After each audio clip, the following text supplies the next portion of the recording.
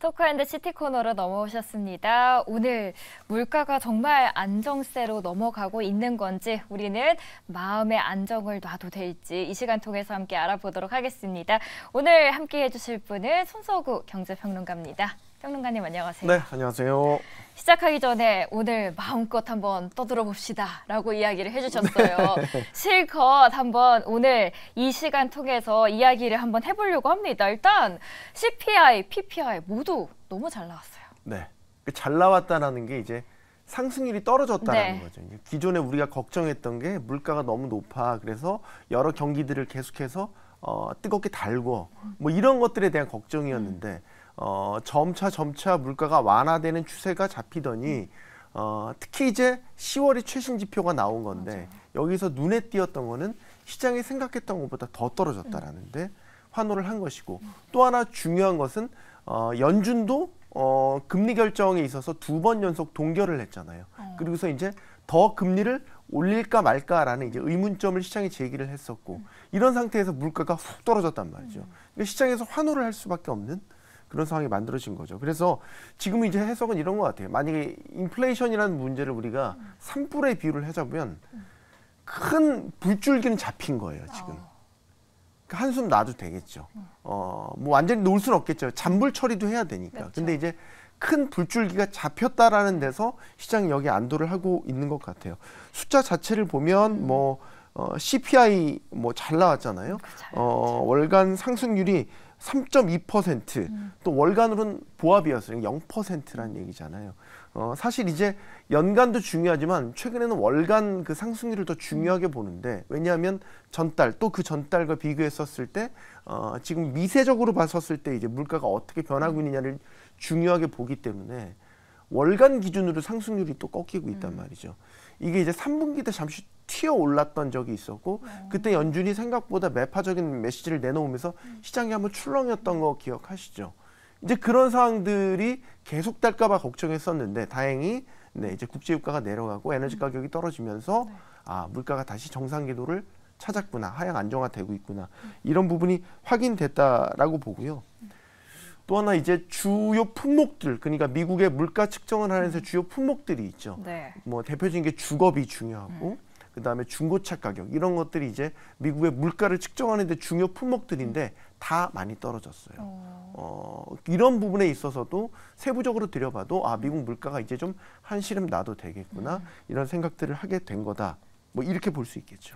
일단 그러면은 큰 불은 껐고 잔불들을 우리가 조금씩 볼 시기가 왔다라고 해주셨고 PPI의 소비도 둔화가 많이 됐으면서 네.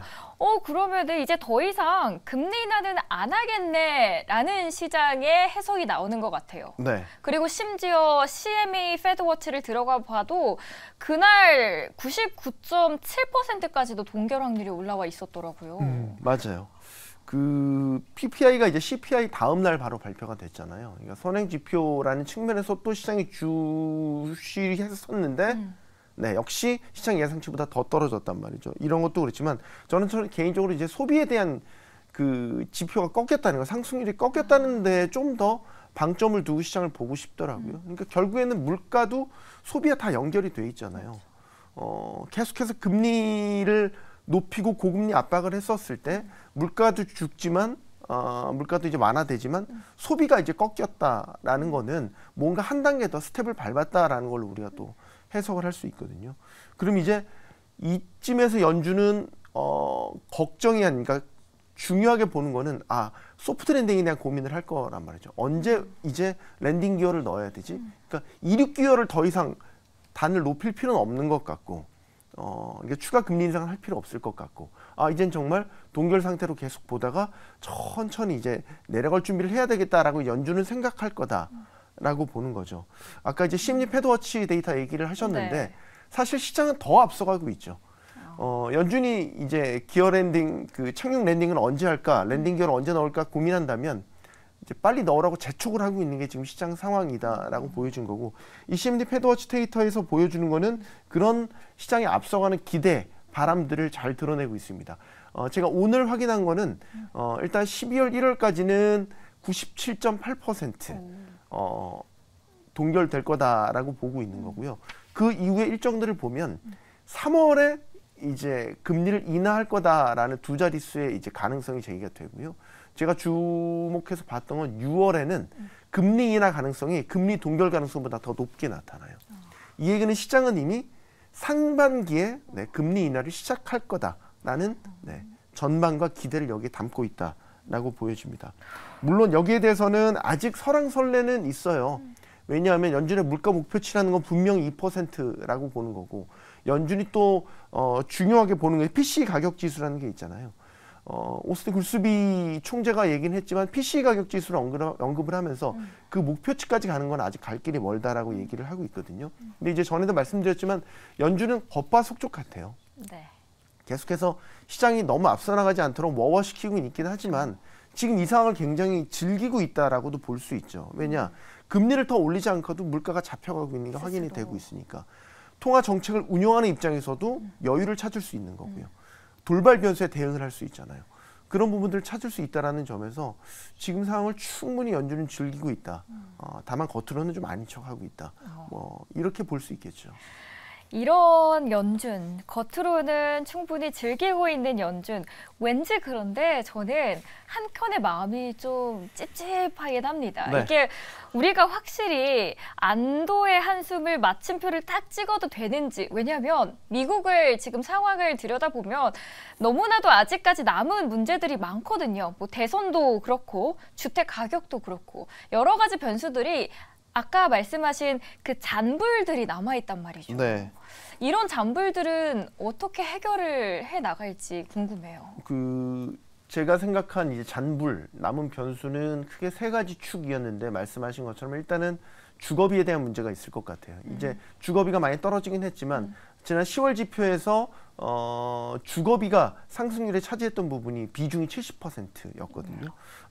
어쨌든 주거비 자체가 좀 더 떨어져야 되고 그래야 더 확실하게 CPI가 하향 안정된다는 걸 확인할 수 있을 것 같고요. 두 번째는 정치권 변수라고 보는데 대선이 딱 1년 남았잖아요. 근데 이제 바이든이 미국 내에서 참 인기가 없어요. 인기가 별로거든요. 왜 그러냐? 일단은 여러 문제가 제기되는 고령이다라는 점, 그리고 이제 아들의 어떤 사법적 리스크에 대한 문제, 여기에 대한 비판이 굉장히 심하고요. 그나마 바이든이 내세울 수 있었던 게 경제 성과 부문이었는데 최근 나온 여론조사나 각종 조사를 보면 경제 성과에 대해서도 미국 시민들이 굉장히 부정적으로 보고 있어요. 그러면 바이든 입장에서는 재선 1년 남긴 상황에서 뭘 내밀 카드가 없다라는 거죠. 그러면 뭐 자칫 이 정치권이라는 게 선거에 이기기 위한 전략에 어떤 카드를 내놓을 수 있다라는 거죠. 그러면 사실 정부 입장에서, 대통령 입장에서 집권하고 있는 입장에서 재선을 위해서 쓸 수 있는 카드가 뭐냐. 사실 인플레 걱정보다는 경기를 활성화시키는 그런 적극적인 재정 정책 카드를 쓰지 않을까, 부양책을 또 내놓지 않을까라고 보는 건데, 이게 인플레이션이라는 입장에서 본다면 하향 안정돼 가고 있는 물가를 다시 자극할 여지도 있는 거죠. 그런 측면에서 변수로 꼽을 수 있다라고 보는 거고요. 세 번째는 전 이게 개인적으로 가장 중요하다고 보는데, 어느 정도까지는 물가가 계속해서 안정이 되겠지만 목표치까지 떨어지지 않는 거죠. 그러니까 연준은 계속해서 2%에 대한 목표치를 얘기를 하고 있잖아요. 지금 3%대란 말이죠. 그래서 예를 들어서 3.2% 이제 연간으로 상승했는데 2%대 후반에서 3% 정도의 상승률에서 계속 인플레가 더 떨어지지 않는다라는 거죠. 이걸 이제 여러 차례 언급이 됐었지만 끈적끈적한 인플레이션에 대한 문제들이 계속해서 제기됐었잖아요. 그래서 이걸 왜 이렇게 될 가능성이 있냐라고 본다라는 거는 코로나 팬데믹 이전과 지금의 경제 상황이 바뀌었기 때문에 예전의 목표치를 삼았던 2%로 돌아가기 쉽지 않을 거다라고 보는 거죠. 그러니까 글로벌 공급망 자체가 바뀌었죠. 팬데믹을 거치면서. 그 다음에 생산이라든지 소비, 투자하는 패턴이 바뀌었죠. 대표적으로 미국의 리쇼어링 같은. 그러니까 중국 같은 데서 재화를 만들어서 그거 자체를 싸게 소비했던 그 방식이 아니고 이제는 미국이 적극적으로 다시 미국 안으로 제조 공장을 들여오고 있잖아요. 미국 안에서 자체 서큘레이션에 따라서 생산을 하고 소비를 하고 투자를 하고 이런 흐름들을 만들어내려고 노력을 하고 있단 말이죠. 그러면은 예전과 같은 2% 목표치로 돌아가기가 쉽지 않을 수 있다라고 보는 경제학자들이 상당히 많이 있어요. 그래서 연준이 그만 2%에 대한 집착을 버려라라고 주장하는 경제학자들도 나오는 이유가 여기에 있는 거죠. 저는 이제 세 번째 변수가 아마도 그래서 이제 사실 성명문이라든지 뭐 제롬 파월 의장이라든지 연설이나 이런 데서 곳곳에서 드러나는 어떤 위기감 혹은 경계심 이런 것들이 사실 이렇게 확실하게 잡히지 않는 인플레이션에 대한 두려움을 말로 드러내는 것이 아닌가라는 생각도 하게 돼요. 아예 그냥 꼴대 자체를 바꿔라, 목표치를. 그렇게 얘기를 하는데 연준은 일단 거기에 대해서 바꿀 생각이 없다라고 계속해서 얘기를 하고 있죠. 그러면 바뀐 경제 상황에서 연준이 바라는 대로 정말 2%까지 도달할 수 있겠냐라는 거예요. 거기에 의문을 제기하는 시각들이 많이 있다라는 겁니다. 그럼 아직까지는 변수들이 좀 남아있는 것 같아요. 그래도 연말 지금 11월입니다. 뭐 한 달 조금 남았는데 네. 2023년을 마무리하기에는 산타랠리는 그래도 기대를 하기에는 기대감은 좀 커진 것 같아요. 그래도. 네, 앵커님도 이제 외신 많이 보시겠지만 최근에 이제 외신 경제면이나 어떤 마켓 뭐 섹션 이런 걸 보면 분위기가 좀 많이 바뀐 게 감지되실 거예요. 그래서 연말 랠리, 뭐 산타 랠리 이런 것들을 기대하고 뭐 지금의 이제 증시 분석을 하는 이런 기사들 그런 전문가들이 많이 나오고 있거든요. 확실히 분위기는 바뀐 것 같아요. 그러니까 물가 부담을 떨궈내는 동시에 그동안 증시를 눌렀던 악재들이 동시다발적으로 좀 사라지거나 완화되는 그런 형태거든요. 일단 물가가 확 압력이 낮아졌으니까요. 금리 인상 부담이 일단 덜어졌죠. 거기에 따라서 그동안 이제 국채 금리가 계속 이상급등했었던 부분들이 다 되돌림 현상들이 나타나고 있죠. 지금 4.5, 4.4까지도 떨어졌었죠. 이건 추세적으로 더 떨어질 가능성이 있다라고 봐야겠죠. 이런 부분들. 그리고 이제 뭐 지금 러시아 우크라이나 전쟁에 이어서 뭐 중동에서도 전쟁, 이스라엘 하마스 간 전쟁에 대해서도 사실 지금은 좀 시장 자체가 받아들이는 거에 둔감해졌다. 그러니까 관리가 가능할 것 같다라는 측면, 지정학적 리스크도 사실 큰 악재가 돼 보이진 않고요. 이런 가운데 사실 미국에서는 지금 상반기 증시를 주도했었던 빅테크들 주가 최근 흐름은 괜찮죠. 그렇죠. 테슬라도 부진했다가 최근에 반등을 하는 모습을 보였었고, 다른 뭐 마이크로소프트나 메타나 뭐 애플이나 뭐 전반적으로 주가들이 다 좋으면서 빅테크들이 다시 기지개를 켜고 있다라는 거. 그러면은 하반기에 증시 모멘텀으로 작용할 수 있다라는 이런 근거들을 가지고 연말 랠리가 충분히 가능할 것이다라고 보는 시각이 짙어지는 것 같고, 이걸 우리 주식시장으로 돌려보자면 우리 주식시장에 사실 호재는 분명히 있죠. 일단 미국에 어느 정도 연동된다는 차원에서 바뀐 매크로 환경들에 대해서 우리도 시장 분위기 자체는 좋아질 여지가 있다라는 거. 그 다음에 뭐 논란은 있지만 일단 그동안 주가 하락을 부추겼다고 여겨졌던 공매도도 일단은 금지가 돼서 계속해서 여러 가지 개선 방안들이 얘기가 되고 있고요. 또 뭐 계속 나오는 게 연말 대주주 양도세 회피를 위한 어떤 매도 물량이 쏟아졌던 것들도 그동안 연말 되면 문제였었는데 뭐 이런 것들도 지금 양도소득세에 대한 완화 카드 정부가 검토하고 있지 않습니까? 뭐 이런 전반적으로 좀 바뀌는 그 시장 환경들을 보면 우리 증시도 여기에 대한 수혜를 충분히 받을 만한데 미국만큼은 지금 반등의 폭이 좀 작죠. 오늘 또 그냥 강보합권에서 마감을 했으니까. 아쉽죠. 하지만 추세적으로는 우리도 연말 랠리는 충분히 기대할 수 있는 시장 환경이 됐다라고 봅니다. 그런 것 같아요. 그러니까 내년까지 증시가 좋아진다에 대해서는 시각이 좀 엇갈리는 것 같은데, 일단 올해 말이 산타랠리가 간다에 대해서는 많은 경제학자들이 동의를 하는 것 같습니다. 네. 그래서 저도 산타랠리가 꼭 오길 기대를 해보겠습니다. 하나만 더 얘기할까요? 네. 오늘 환율 1,200원대로 떨어졌어요. 오. 어쨌든 1,300원대 아래로 내려왔잖아요. 네, 그쵸. 최근에 이제 환율이 많이 안정이 됐었는데, 그럼과 동시에 최근 수출 지표 개선됐죠. 반도체 부분도 그렇고요. 이런 것들을 갖고 이제 외국인들이 최근 우리 주식을 사는데 반도체를 주로 사잖아요. 그러니까 기관은 사실 청산 물량이 많다라고 보여지긴 하지만, 쇼커버 물량이 많다라고 보이지긴 하지만, 외국인들 같은 경우는 반도체를 지속적으로 산다는 거는 사실 삼성전자 하이닉스를 사는 것이고, 이거는 우리 지수에 대한 투자를 한다라고 볼 수 있는 거거든요. 그럼 이거는 매크로 환경이 바뀌었다는 데에 대해서 외국인 투자자들이 움직인다라고 볼 수 있는 거겠죠. 이런 가운데 환율까지 낮아졌으니까 사실 괜찮은 동력을 또 하나 만난 셈입니다. 외국인이 투자하고 들어오기에는 더 유익한 환경이 만들어졌습니다. 아니죠. 우리 수출 기업들의 채산성이 좋아질 여지가 있는 거죠. 결국 주가는 실적으로 뭐 귀결된다라고 본다면 네. 여러 상장사들이 그동안 안고 있던 환율 부담을 이제는 좀 떨궈낼 타이밍이 됐다라는 거죠. 그러면 외국뿐만 아니라 또 우리 국내 시장까지도 좋아질 호재들이 하나둘씩 발견이 되고 있습니다. 첫 번째로는 이제 증시 이야기를 해봤고요. 두 번째가 저희가 하나 잔불이 있다라고 언급했던 게 네. 바로 대선이었어요. 근데 이제 바이든이 대선 중에서도 좀 완화를 하려고 했던 게 미중 정상회담에서 바이든도 이제 지지율이 좀 올려지려고 했던 게 미중 정상회담에서 좀 어그러진 느낌이 없지 않아 있더라고요. 네. 일단은 만났잖아요. 네. 만났다는 데는 의미를 부여할 수 있을 것 같습니다.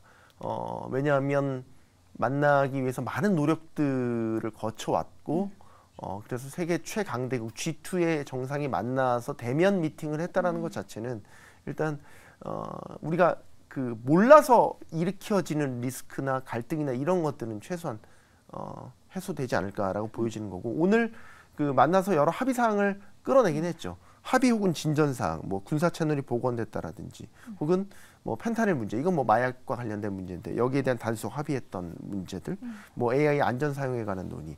가장 민감했던 거는 대만 문제였지만, 대만 문제에 있어서는 뭐 진전됐다라기보다는 지금 현재 상황을 그대로 유지하자라는 데 암묵적 동의를 했다라고 보여지죠. 왜냐하면 시진핑이 전향적인 입장을 내놓은 거는 수년간 대만에 대해서 군사행동을 할 계획이 없다라는 입장을 내놨고, 바이든 대통령 같은 경우는 지금 현 상태가 이어지길 희망한다라고 얘기를 했었고, 뭐 이런 식의 양측이 주고받은 말을 보면 대만 문제는 뭐 획기적인 어떤 개선점을 발견하지 못했지만 지금 상황에 유지하자라는 데 공감대를 가졌다라고 보여지고요. 다만 이제 아쉬운 부분은 그거죠. 그러니까 아쉽다라는 표현이 좀 이상할 수도 있는데 사실 이제 평행선을 달린 부분은 역시 경제, 네. 교역, 수출 통제에 관한 부분이었지 않았나 싶습니다. 뭐 시진핑 주석 같은 경우는 뭐 지금 AI 칩에 대한 통제라든지 각종 장비 문제, 고율 관세 이런 것들을 이제 언급을 하면서 중국 기업에 대한 정당한 이익을 훼손하는 조치니까 반대한다라고 얘기를 했고, 바이든 대통령은 안보와 관련된 문제다. 여기에 대한 문제는 계속해서 우리가 어떤 수출 통제라든지 우리의 조치를 시행할 예정이다. 각각의 입장을 그대로 드러내면서 평행선을 달렸다라고 보여진 거죠. 그래서 좁히지 못한 과제는 분명히 있었다. 그리고 하나 여기 추가를 하자면 예상하지 못했던 어떤 돌발 악재도 있었죠. 그러니까 일종의 외교적 결례인데, 바이든 대통령이 이제 공식 기자회견이 끝나고 나서 기자의 질문에 답하는 과정에서 시진핑이 독재자라는 얘기를 하게 된 거죠. 이게 사실 이전에도 독재자라고 언급을 해서 중국 측이 굉장히 강한 반발을 불러일으켰던 건데, 그렇게 수개월 동안 정말 공을 들여서 시진핑을 미국으로 초청을 했는데 갑자기 느닷없이 독재자 발언을 또 해버렸으니 뭐 여기에 대해서 향후에 중국 외교부나 혹은 중국 내에서 어떻게 반응할지 모르겠지만 분명한 건 외교적 결례, 큰 실수를 한 건 분명해 보인다. 이렇게 봐야 되지 않겠습니까? 저도 너무 아쉽게 생각했던 게, 그리고 시진핑 주석이 30분 늦게 등장을 하지 않았습니까? 네. 그 부분도 전 되게 의외라고 생각했어요. 기싸움이 되게 팽팽하다. 일단 그런 외교적 전략적으로 늦는 그런 그 정상들이 꽤 있죠. 그리고 이제 지각을 함으로써 자기의 위치가 조금 더 위에 있다라는 걸 이제 외교적으로 드러내고 싶은 그런 사례들도 많이 있었고, 모르겠어요. 뭐 시진핑 주석이 정말로 뭐 준비하다가 늦었을 수도 있죠. 그러나 이 G2라는 이 막대한 강대국 정상들 간의 만남에서 늦었다라는 거는 글쎄 이걸 뭐 내피셜이긴 하지만 어느 정도 의도된 것 아닌가, 이런 의구심을 갖기엔 충분해 보입니다. 그럼 경제통상 분야에서는 특별한 합의는 없었는데 좁히지 못한 간극을 그럼 다시 확인했다, 이렇게 해석을 해도 좋을까요? 우리가 기대했던 핫한 소식은 없다. 네. 핫한 소식은 없다라고 보는 게 맞을 것 같고요. 다만 이제 시진핑 주석 같은 경우는 이번에 와서 기업인들과의 만찬도 있었지 않습니까? 근데 이제 그 자리에서 시진핑이 내놓은 어떤 메시지나 이런 것들을 보면 미국 정부와 다르게 굉장히 온화하고 네, 두 팔별로 환영하고 적극적인 어떤 모션도 취하고 이런 그 행동을 취했어요. 그러니까 각각 분리된 자세로 들어갔다라는 거죠. 그러니까 미국 정부의 통제는 통제, 오케이, 규제는 규제, 패권 경쟁은 경쟁이야. 그런데 미국 기업들은 웰컴이야. 이제 이런 거죠. 왜냐하면 시진핑 입장에서는 어떻게 보면 너무나 당연한 게 중국 경제 어렵잖아요. 네, 고용도 어렵고 사실 최근에 외국인 직접 투자가 크게 줄면서 비상이 걸렸고 그동안 중국이 두 자릿수 성장을 해올 수 있었던 거는 이런 외국 기업들의 적극적인 투자, 현재 공장도 짓고 뭐 하면서 이런 것들을 가동하면서 고용 문제도 해결했고 높은 성장률을 구가했었던 건데 외국인 직접 투자가 줄어든다라는 거는 사실 미국과의 패권 경쟁 속에서 여러 우려점들이 도드라져서 계속 투자가 줄어든 거였잖아요.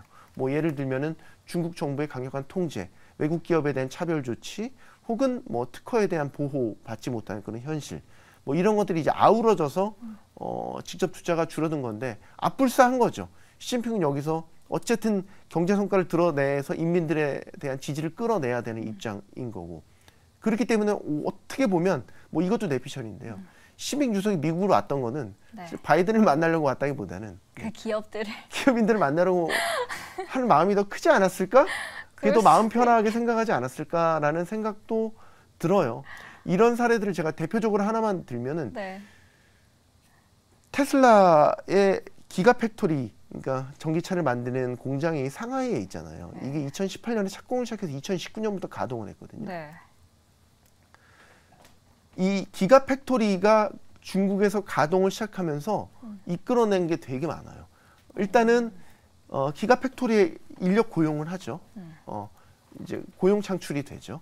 그다음에 거기서 만드는 자동차 완성차지만 그 안에 들어가는 부품들 거의 100% 중국 내에서 가지고 옵니다. 그럼 자국 내에 또 1차, 2차 벤더사들의 발전이 이루어지는 거죠. 더 큰 거는 그 기가팩토리가 거기에 들어가서 공장을 돌리고 운영함으로써 중국 전기차 산업 자체에 대한 발전이 이루어졌다라는 시너지 효과가 났다라는 거예요. 중국 입장에서는 일거양득이죠. 양득이 뭐 일거 한 3득, 4득 되는 거죠. 이런 걸 원하는 거예요, 지금 중국은. 근데 지금 적극적으로 칩 수출 AI 칩 통제하고 있죠. 장비 반입 통제하고 있죠. 고율 관세 매기고 있죠. 그러니까 중국 입장에 답답할 노릇이거든요. 어쨌든 행정부가 바뀔 요량은 없어 보여요. 그렇죠. 미국은 이걸 어떻게 보면 아니까 더더욱 제재를 하려고 하는 거고 중국은 미국이 이런 마음을 바뀌지 않을 걸 아니까 그냥 에라 모르겠다. 어떻게 보면 가서 기업들을 만나야겠다. 근데 이제 중국과 미국의 가장 큰 차이점은 미국은 시장 경제를 기반으로 하고 있는 나라라는 거죠. 그래서 미국 기업들이 어쨌든 중국에 대한 매출 의존도가 높고 세계에서 가장 큰 시장 아닙니까? 13억 중국 인구가 있는 그 나라를 어떤 기업이 포기할 수 있겠습니까? 그래서 지금 최근에 활동을 한번 보세요. 엔비디아도 고사양치 H100 수출 통제 막히니까 A100 수출했다. 그것도 막히니까 지금 또 중국향 칩도 개발해 내놓겠다는 거 아닙니까? 지금 이런 흐름들을 보면은 미국 기업들은 중국에 대한 투자, 어떤 판매 이런 것들을 포기할 수 없어요. 그러니까 시진핑 입장에서는 이번 기회에 미국에 방문을 했으니 그런 미국 기업들에 대해서 최근에 소홀했던 부분들을 한 번에 다 해결을 하고 다시 적극적으로 투자해달라, 진출해달라, 방문해달라 이런 요청들을 그 자리에서 하게 된 것이죠. 기업의 입장에서는 놓치기 아까운 시장이긴 하죠. 그래서 미중 정상회담의 최고의 성과는 기업인들과의 만찬이 아닐까라는 걸 반농담식으로 이야기를 해봅니다. 그런 측면에서 보면은 시 주석이 상당한 이득을 봤다라고 볼 수도 있겠네요. 자, 오늘 이 시간 함께해 주신 분은 손석구 평론가였습니다. 오늘도 정말 잘 들었습니다. 네, 고맙습니다.